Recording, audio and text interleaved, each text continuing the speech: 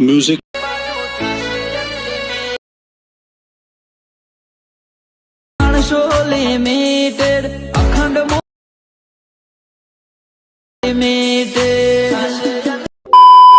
Hello મિત્રો, તો સ્વાગત છે તમારું આપણે એક નવા એડિટિંગ વિડીયોની અંદર। તો જેવું આગળ ડેમોમાં સ્ટેટસ જોયું એ પ્રકારનું સ્ટેટસ આજે તમને એડિટિંગ કરતાં શીખવાડવાના છું। તો વિડીયોને પૂરેપૂરો જોઈ લેજો, કારણ કે આપણે પાસવર્ડ રાખેલો છે એ પાસવર્ડ તમને 2 અંક કરીને 4 અંકનો પાસવર્ડ વિડીયોની અંદર મળી રહેશે। અને ચેનલ પર નવા હોય તો લાઇક અને સબસ્ક્રાઈબ કરી લેજો અને બેલ નોટિફિકેશન પણ ઓન કરી લેજો। અને ઇન્સ્ટાગ્રામ અને ટેલિગ્રામની લિંક તમને ડિસ્ક્રિપ્શનમાં મળી રહેશે, ત્યાં જઈ અને જોઈન થઈ જજો। ત્યાં તમને બધું મટીરિયલ ટેલિગ્રામમાં મળી રહેશે અને ઇન્સ્ટાગ્રામમાં પણ ફોલો કરી લેજો। તમને સ્ટેટસ એડિટિંગમાં કોઈ પણ પ્રોબ્લેમ આવે તો વોટ્સએપમાં અથવા ઇન્સ્ટાગ્રામમાં મેસેજ કરી શકો છો તમે। તો ચાલો આપણે એડિટિંગ શરૂ કરીએ। તો સૌથી પહેલાં તમારે ફોટો પ્રોજેક્ટને ઓપન કરી લેવાનું રહેશે। તમે જેવું જ ફોટો પ્રોજેક્ટને ઓપન કરશો એવું તમારી સામે આવો ઇન્ટરફેસ તમને જોવા મળશે। તમારે સૌથી પહેલાં અહીંયાથી નીચે આવી જવાનું છે। પછી તમારે અહીંયા ફર્સ્ટ નંબરનું ગ્રુપ દેખાય છે એને તમારે ઓપન કરી લેવાનું છે। પછી તમારે પ્લસના આઇકન પર ક્લિક કરી ગેલેરી અંદર જઈને તમારે એક ફોટો લઈ લેવાનો છે। તમારે જે તમારે ફોટા રાખવાનો હોય એ ફોટો તમારે લઈ લેવાનો છે।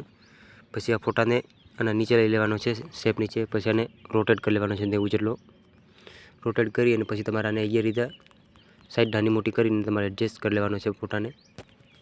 પછી તમારે અહીંથી બેક આવી જવાનું છે। બેક આવ્યા બાદ તમારે બીજા નંબરનું જે ગ્રુપ છે એને ઓપન કરવાનું રહેશે અને અહીંયા પણ તમારે એક બીજો ફોટો તમારે લેવાનો રહેશે, જે તમારે ચાહો એ ફોટો તમે રાખી શકો છો। તો આને પણ હોલ્ડ કરીને તમારે નીચે લઈ લેવાનું। પછી તમારે આને પણ 90 જેટલો રોટેટ કરી લેવાનો રહેશે।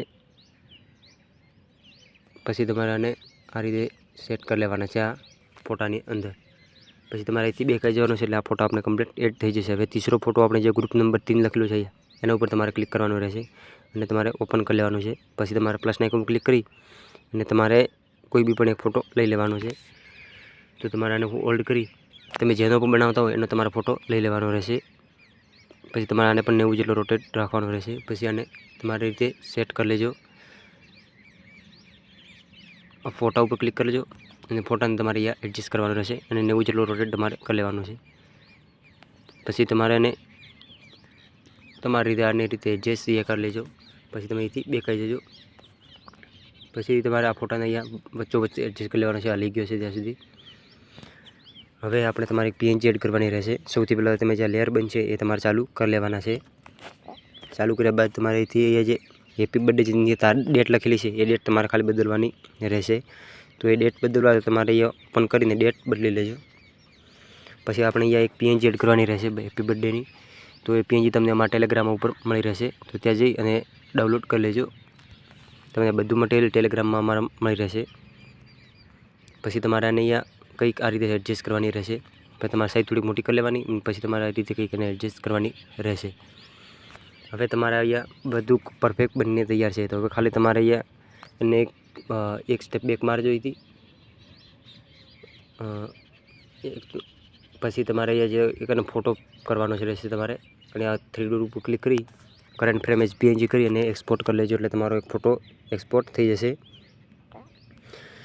એટલે આ થોડો ટાઈમ લેશે તમારે, મેં કરેલો છે એટલે ફરીથી નહીં કરતો। પછી તમારે સેવ કરી લેવાનો છે। પછી તમારે અહીંથી ફૂલ પ્રોજેક્ટને ઓપન કરી લેવાનું છે। તમે જે ફૂલ પ્રોજેક્ટને ઓપન કરશો એ તમારી સામે હવે એક ઇન્ટરફેસ જોવા મળશે। અહીંયા ખાલી તમારે તમે જે આપણે ફોટો લીધો હતો એ ફોટાને જ આપણે ખાલી એડ કરવાનો રહેશે। પછી તમારે એનો કમ્પ્લીટ છે પિલ કમ્પેરિઝન કરી ફોટાને એ લાસ્ટ સુધી ખેંચી લેજો નીચે લાઇટ સુધી, જે કે આપણે ઇફેક્ટ લગાવેલા છે એટલા સુધી। પછી તમારે અહીંયા લાસ્ટમાં આવી જવાનું છે। લાસ્ટમાં આવ્યા બાદ અહીંયા આને લાસ્ટ સુધી ખેંચી લેજો, એટલે હવે આપણો ફોટો અથવા આપણો પૂરેપૂરો વિડીયો બની તૈયાર થઈ ગયો છે। હવે તમારે આના ઉપરથી ડોટ ઉપર ક્લિક કરી અને 1000 રેસીપીમાં કરી અહીંયા તમારે આ સેટિંગ કરી લેવાનું છે બધું। પછી તમારે એક્સપોર્ટ કરી લેવાનું છે।